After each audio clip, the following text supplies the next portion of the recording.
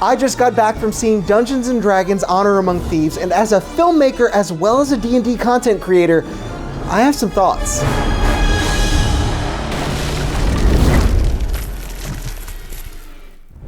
To preface things here with a bit of a disclaimer, I'll make sure to keep this video spoiler-free, since leading up to the film, I only watched the first trailer that Paramount released because I don't like having the plot completely divulged before I watch a new shiny piece of media, even though I did sort of dissect that first preview. What is that? That said, the one trailer did give me some preconceived bias towards what I thought might happen, and I've come to learn how dangerous that can be after stoking myself up for the Star Wars sequel trilogy.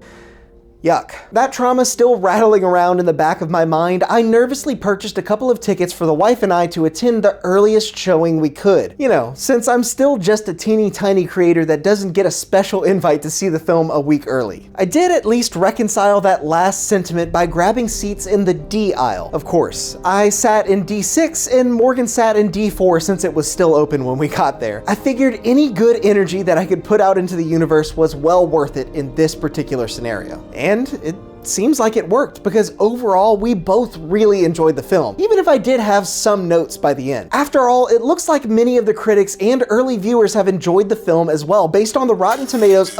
Oh, sorry, that's the wrong graphic actually. Here it is.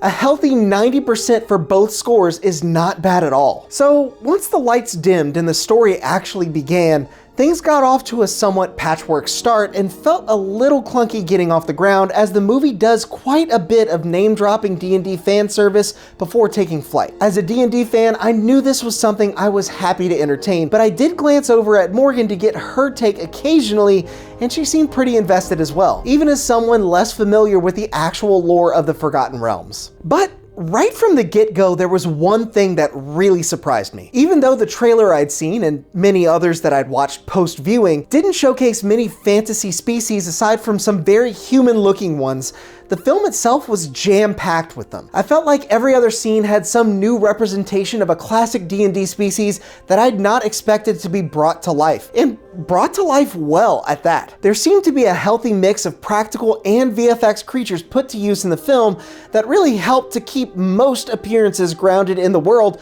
without taking you out of the experience. Of course, I can understand why such extensive lengths were reserved for extras and less important characters, since those expenses could be better served elsewhere in the production. But I'd love to see something more involved in the future if the movie does as well as it should. Although another sore habit I felt was a bit jarring was the film's knack for jumping instantly from location to location, often not paying homage to the time spent traveling in between. Though, in trying not to sound too cliche, I did excuse this as the film playing out pretty similarly to an actual D&D campaign, as so many of my own travel days are sped through unless some specific event pulls the attention of the party in the direction of another quest or adventure along the way. And sure, some of that borrowed familiar feeling was ripped straight from pretty regular appearances of D&D monsters and famous characters, but I was willing to indulge as a fan, just the same. While toiling away with these thoughts during my viewing, I did at times feel myself slip from the immersion that I'd expect from a big budget fantasy movie like the Lord of the Rings trilogy or an episode of Game of Thrones. You should note that I'm not including the Hobbit trilogy here. I felt better about Honor Among Thieves by a mile in that comparison.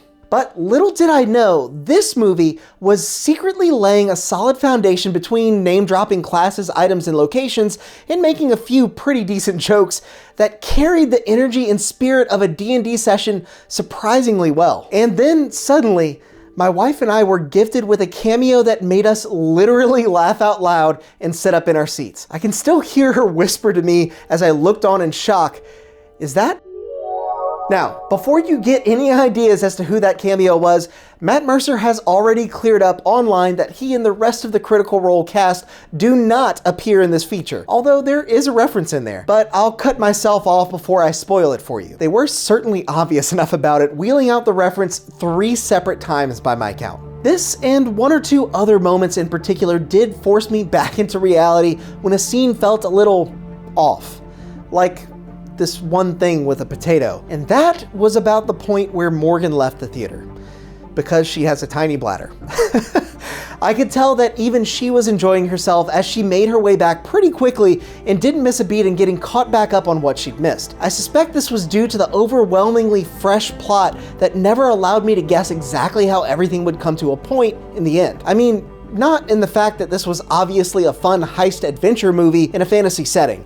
That much was obvious enough, but in the way that the individual pieces fit together in the end and blindsided me with some pretty well-earned emotional beats. I should warn you, I'm a huge softie, so I did cry, even if I told my wife it was my allergies. But that is to say that I felt well enough immersed to do so. The story did such a great job slowly revealing the true nature and ideals of each character, both good and bad, that I was always looking for more, always looking for that next bit of character development. While not everyone got the exact same treatment in that regard, I did at least feel that the big players were given enough focus. Maybe Doric, the tiefling, could have gotten fleshed out just a little more. As for my favorite character, I gotta say it's a toss-up between the man himself, Chris Pine, and the paladin played by regé-jean Page. Chris's bard really embodied the lead role so extremely well that I couldn't help but feel fully invested in his story, and regé-jean Page has officially made me want to play my first paladin the next chance I get. It's the one class I've never played before, and his rendition was just, in a word, epic. As things wrapped up and people began to leave the theater, I settled in for my usual routine of staying through the credits to wait for any extra content hinting at a sequel or paying off some other reference in the film. During that time, I had another thought. The credits themselves, the sound design of the film, and the set pieces, both digital and practical, were really about as top-notch as I could have hoped for out of this quirky title. Truly, no detail was left unrefined, and it really felt like, as a fan, I was being thought of and sometimes even pandered to. It's not a feeling that I have personally felt for a while in the theater. Once again, I'm looking at you, Star Wars sequels, and so I savored it through the post-credit scene that, of course, did exist. I won't spoil that for you either, but I can at least say that Honor Among Thieves easily lived up to the hype as a fun representation of a world and a pastime that I've come to love over the years. Is it the epic tale spun by the likes of Tolkien? Does it cause you to question your own ideals as George R.R. Martin would have you? No, but I don't think it was ever trying to. In fact, I think it was better in its own right, as a fun film with moments that everyone will enjoy and staying power to watch occasionally for a long, long time. Anything you want to add? I'm good. If you've seen the movie yourself, let me know what you think down in the comments, but please, keep it spoiler-free for at least a week or two. While you're down there, feel free to like the video and subscribe to the channel for more D&D guides and content like this, and until next time, go out there and make some chaos.